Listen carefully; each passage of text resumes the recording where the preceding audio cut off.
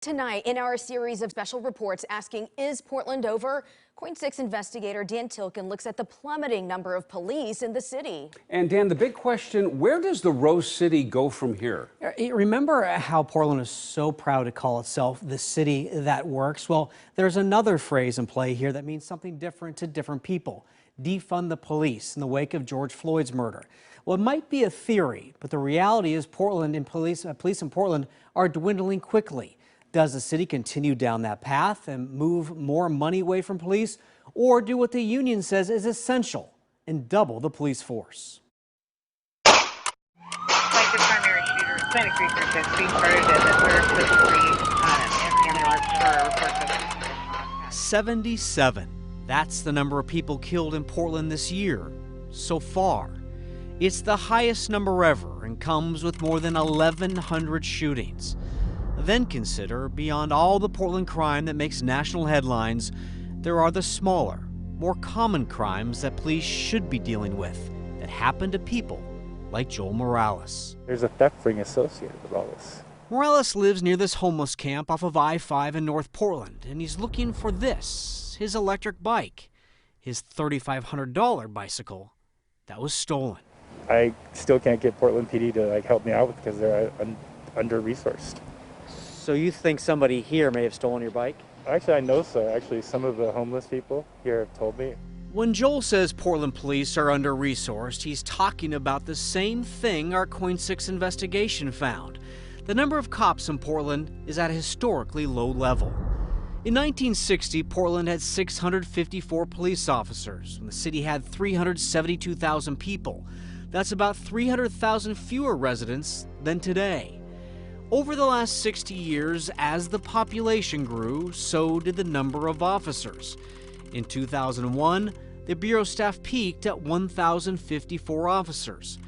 After that, the population continued to climb, but the number of officers started to go down due to retirements and difficulty recruiting. Then, add in budget cuts last year, the chaos of violent protests, and police leaving the Bureau for other jobs. As of Monday, Portland was down to 788 officers. The last time the city had that few was 1989, when the population of Portland was 235,000 less, and the city wasn't facing nearly as many public safety problems. This is anarchy. When we talked to other people near that homeless camp off I-5, their frustration came at us like words from a fire hose. What do you think about the police department, how small it's gotten? I think it's despicable. And I carry a Smith & Wesson baton that extends outward for a good quick swing. The city has decided what rules they will and will not impose anymore. Now the city, Joanne Hardesty, has asked us to step up and enforce the laws ourselves. Do you think there need to be more police officers? Yes, I do. They're supposed to protect and serve. And I'm here, Joanne, I'm ready to defend the laws. He's talking about Commissioner Joanne Hardesty and her stance on police. The police have a role, but their role is simply to solve crime. Their role is not to prevent crime. Their role is not to intervene with other community activities. And a response to gun violence should not be a knee-jerk reaction. As you know, we intentionally cut very specific programs in Portland Police Bureau's budget during the last budget process because those programs had racially disparate outcomes. It's no secret she's been the loudest voice for cutting the police force and favors moving money to social services to prevent crime and non-police crisis workers to defuse situations before they become violent. She's also denied that many of the shootings in the city are by gangs. But in late October, she told us she reached out to the police chief about seeing his rehire plan. I'm open.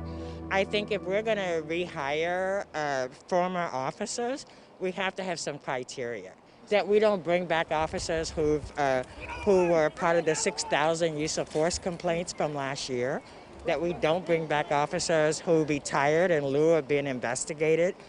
I think we have to work on transforming a very dysfunctional bureau. And that's going to take a little while, right? We didn't create a dysfunctional bureau overnight. and it's not going to be fixed overnight. We took a look at how the Portland Police's current 788-member force compares to similar-sized cities. Washington, D.C. has 3,578, which is 5 officers per 1,000 people. Boston, over 2,000. That's 3 officers per 1,000 people.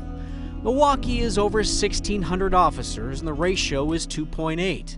El Paso Police, over 1,100, or 1.7 officers per 1,000.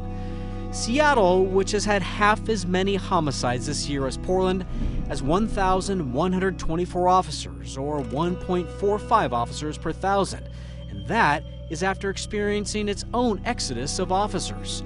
Portland's 788 police means the Rose City has 1.2 officers per 1,000 people. The national average last year was 2.4. If we continue at this rate, a year from now, we could be down to 600 police officers.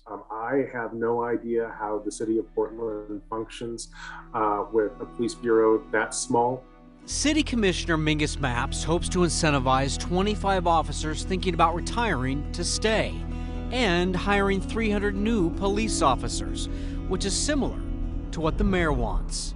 This is the deadliest era in modern times for our city.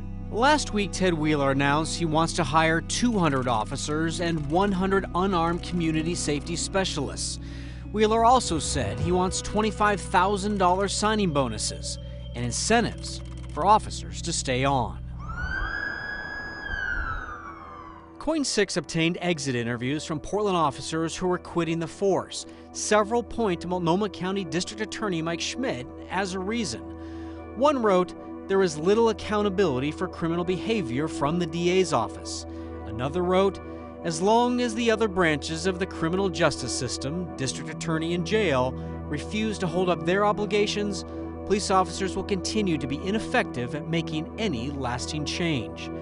Another said she'd be enticed to stay with PPB if there was a DA who prosecutes crimes and prosecutes without bias. I think we have to have that conversation of what is the right tool for the job. And, maybe sometimes that's not a police officer. Schmidt told us he won't suggest to City Council or the Police Bureau how many officers it needs. He does say there should be alternatives when dealing with people in mental crisis and addiction to sending police officers. I think they're in a really tough spot. I think it's a challenging moment because I don't control the police. They don't work for me. I don't have any kind of oversight into them. My job is to look at the law and apply it to conduct. And so that's what I do in every single case, whether that's a police officer who potentially has broken the law or whether that's a person. And that's the standard that I have to hold myself to.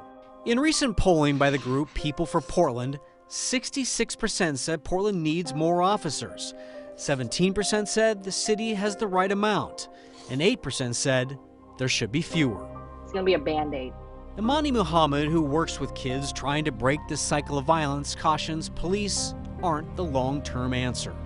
City officials, everybody, you have to reallocate your funds in a way that may have not looked like it's looked in 50 years. You have to consider we may have to do something that's different. We may have to fund the smaller nonprofit we've never even heard of, right? Because they have the recipe or the formula to make the change. But the Portland Police Union argues more officers is essential, that the size of the force should be doubled in the next 5 years, adding 840 more officers to deal with everything in a city that residents know is so far from working like it used to. You're one of many. I just make do with what I do, and I just kind of laugh about it now because you really can't. Why am I going to cry about it, so just laugh about it.